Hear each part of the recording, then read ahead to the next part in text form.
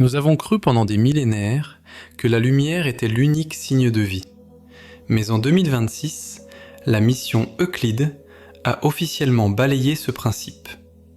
La nouvelle carte de l'univers a révélé que dans les vides gigantesques, les voids, existent des galaxies fantômes de matière noire, dotées de leur propre architecture et de leur propre rythme. Il s'avère que tout le cosmos visible, avec ses trilliards d'étoiles, n'est qu'une fine pellicule d'écume à la surface d'un océan invisible et habité qui commence à manifester son activité. Vous devez le savoir maintenant, car nous ne sommes plus les protagonistes, mais une erreur statistique au sein d'une civilisation de l'ombre étrangère. Cette vidéo explique pourquoi 95% de l'univers ne nous remarque pas, et ce qui se passera lorsque les frontières entre notre monde et leur océan finiront par s'effacer. Plongeons dans cet abîme en rejetant les catégories habituelles du monde lumineux. Nous avons pris l'habitude d'appeler la matière noire masse cachée, quelque chose de passif qui se contente de maintenir nos galaxies ensemble, agissant comme une colle gravitationnelle invisible. Mais Euclide a vu autre chose. Dans les vides entre les galaxies, dans ces lieux que nous considérions depuis des milliers d'années comme des déserts cosmiques, ont été découverts des filaments d'une complexité extrême. Des fils sombres s'entrelaçant en nœuds, évoquant des réseaux neuronaux à des échelles colossales. Ces structures ne sont pas simplement présentes, elles évoluent selon des lois internes qui n'ont rien à voir avec la thermodynamique des étoiles. Nous avons découvert la lumière noire, des pulsations gravitationnelles spécifiques qui indiquent qu'au sein de ces systèmes fantomatiques se déroulent des processus analogues à la naissance et à la mort, mais dans un spectre fondamentalement inaccessible à notre perception électromagnétique. Nous sommes comme des poissons des abysses, qui ne voient que la faible lueur de leur lanterne biologique, sans soupçonner qu'au-dessus d'eux bouillonne la vie d'une mégalopole immense, fonctionnant sur des fréquences que notre conscience est incapable d'imaginer. Cette découverte engendre une philosophie nouvelle et effrayante, celle de la biosphère de l'ombre. Si 95% de l'univers est composé de matière noire et d'énergie sombre, alors qui constitue réellement la norme biologique ? Nous, des êtres de matière baryonique, faits d'atomes et de lumière, ne nous croyons au sommet de la création que parce que nous sommes enfermés dans une infime plage de perception.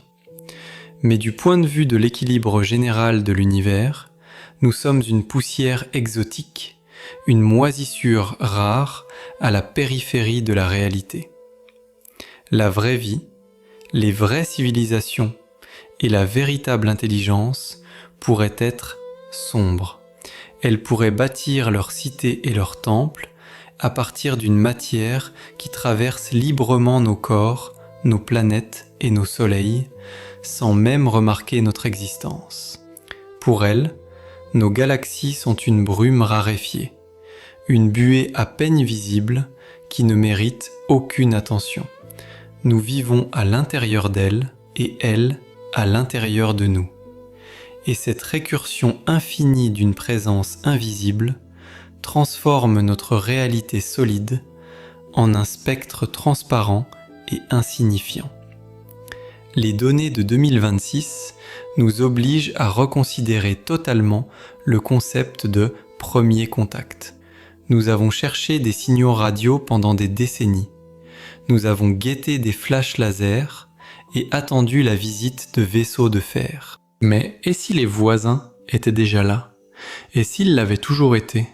Et si une civilisation sombre, occupant le même volume d'espace que votre chambre, menait en ce moment même ses expériences, traversant vos cellules comme nous traversons une brume matinale ? Les anomalies gravitationnelles enregistrées par Euclide dans les voies indiquent un degré d'organisation effrayant des structures sombres. Ce ne sont pas des nuages de poussière chaotiques, c'est une matière organisée, structurée. L'horreur philosophique de la situation réside dans le fait que nous pourrions être pour eux, non pas des frères cadets, mais un objet inexistant, invisible. Comme nous ne remarquons pas les grains de poussière dans un rayon de soleil, ils pourraient ignorer toute notre histoire, nos guerres et nos grandes réussites, simplement parce que nous n'interagissons avec leur monde par rien d'autre qu'une gravité dérisoire. Cette lumière morte, vue par Euclide, est une lumière pour ceux qui n'ont besoin ni de photons, ni Dieu. Nous sommes confrontés à l'existence d'un univers de l'ombre possédant sa propre dynamique complexe et, peut-être, sa propre volonté. Les cartes d'Euclide montrent que la matière noire dans les voies commence à se condenser bien plus vite que ne le prédisait le modèle cosmologique standard. C'est comme si un océan invisible s'était soudainement mis en mouvement. Qu'est-ce qui provoque cette condensation ? Pourrait-il s'agir du résultat de l'activité d'une intelligence collective dont l'échelle serait comparable à celle d'amas entiers de galaxies ? Si la matière noire est capable d'auto-organisation, et les données de 2026 le confirment, alors nous avons affaire à un océan intellectuel qui imprègne toute la création. Notre tentative de coloniser Mars, dans ce contexte, ressemble à l'effort d'une fourmi pour s'emparer d'un grain de sable sur une plage infinie, tandis que derrière elle se dresse une vague de 100 mètres d'eau invisible. La prise de conscience de ce fait annule toute fierté humaine. Nous étions fiers d'être de la poussière d'étoiles, les enfants des supernovas. Mais il s'avère maintenant que la poussière d'étoiles n'est qu'une pollution accidentelle sur la toile propre et infinie de la réalité sombre. Nous sommes une fluctuation biologique, une étincelle fugace apparue dans un étroit corridor de température et de pression. La matière noire n'a besoin ni d'oxygène, ni d'eau, ni de lumière solaire. Elle est éternelle, stable, et elle remplit tout. S'il existe là-bas une intelligence, et la complexité des structures dans les voies le crie littéralement, alors sa logique, sa perception du temps et ses objectifs seront si éloignés des nôtres que le mot même d'intelligence pourrait s'avérer être une erreur fondamentale de traduction. Peut-être que ce que nous appelons les lois de la physique ne sont que les règles d'un jeu établi par les habitants de l'ombre de l'univers, et que nous nous sommes simplement retrouvés sur le terrain de jeu en guise de décor. En 2026, nous avons reçu la confirmation technique que le vide cosmique est le plus grand mensonge de nos sens. Les voies ne sont pas des trous dans le tissu de l'univers, ce sont ces quartiers les plus densément peuplés et actifs. C'est juste que nous ne sommes pas invités à cette fête de la vie. Euclide a enregistré ce que l'on appelle des flux sombres, un mouvement dirigé et sensé d'immenses masses de matière noire qu'il est impossible d'expliquer par la gravité des étoiles visibles. Cela ressemble à une migration globale ou à une construction planétaire à des échelles dépassant les galaxies. L'architecture invisible de l'univers prend enfin forme dans nos instruments, et dans cette forme, il n'y a pas de place pour nous. Nous sommes les témoins accidentels d'un processus grandiose qui se déroule hors de notre compréhension. Et le plus effrayant, les données montrent que les frontières entre les mondes sombres et lumineux commencent à vibrer. L'écho gravitationnel des vides devient de plus en plus distinct, comme si le monde invisible avait enfin décidé de mordre notre réalité et de s'affirmer. Qu'est-ce que cela signifie pour notre avenir ? Nous devons accepter notre statut de minorité absolue. Nous sommes des créatures exotiques dans un monde qui n'a pas été conçu pour nous. Toute notre science est l'étude d'un minuscule îlot de matière, tandis que le reste d'un continent gigantesque demeure une terra incognita.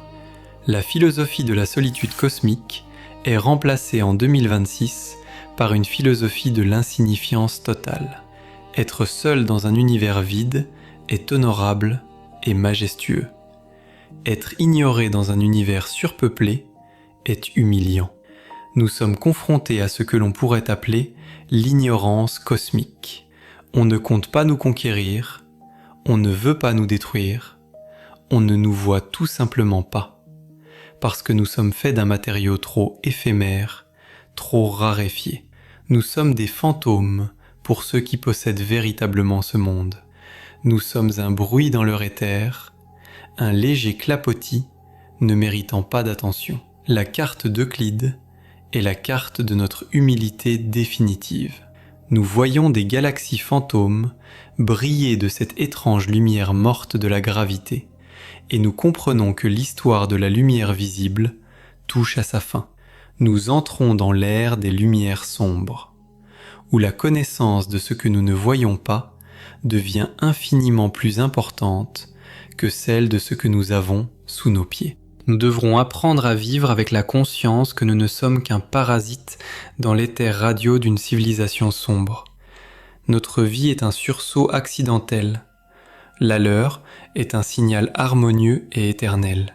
Et tandis que nous nous disputons sur des frontières politiques et partageons les maigres ressources d'une seule planète, des caravanes sombres traversent nos corps, transportant des connaissances et des sens que nous ne pourrons jamais même identifier, et encore moins déchiffrer. Regardez le vide entre les étoiles cette nuit.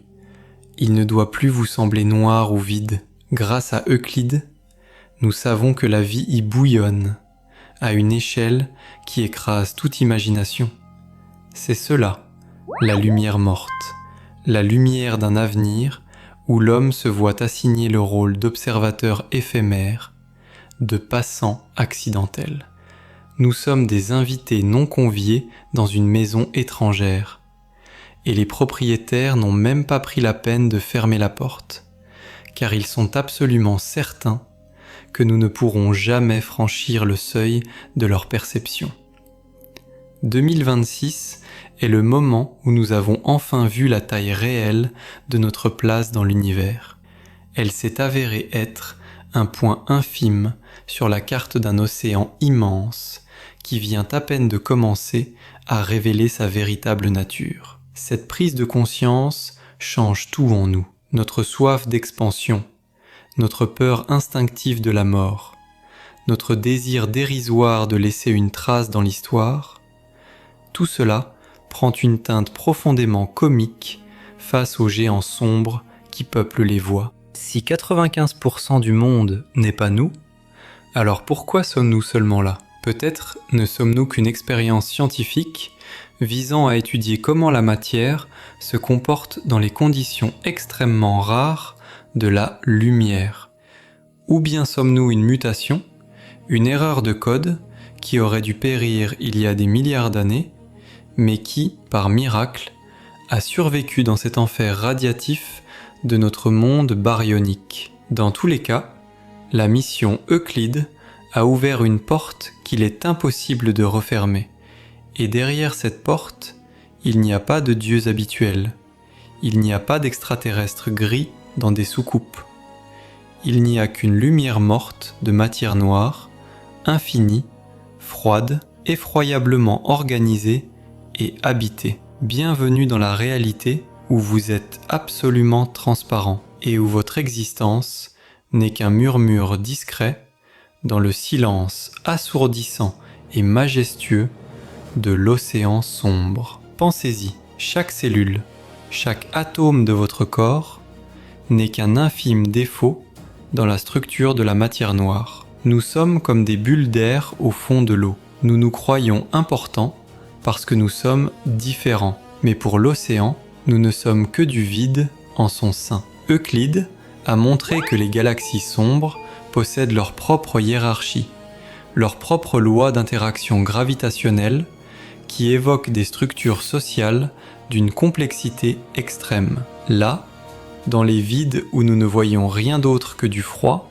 pulse en réalité une énergie dépassant celle de toutes les étoiles de notre galaxie réunie. Ce n'est pas simplement de la matière, c'est une substance capable de stocker des informations dans des volumes qui font passer nos superordinateurs pour des bouliers de l'âge de pierre. Nous sommes confrontés à une architecture que nous n'avons pas bâtie et à une logique que nous n'avons pas découverte. En 2026, l'humanité a officiellement perdu le droit d'appeler l'univers sien. Nous sommes les locataires d'une seule pièce dans un gratte-ciel dont les autres étages sont occupés par des êtres dont les buts nous sont inaccessibles. Nous pouvons continuer à lancer des fusées, nous pouvons construire des télescopes, mais nous connaissons maintenant la vérité. Nous regardons le monde par le trou de la serrure. Et ce qui se trouve de l'autre côté de la porte n'est pas du vide. C'est un univers immense, vivant et sombre, qui vient tout juste de remarquer notre regard.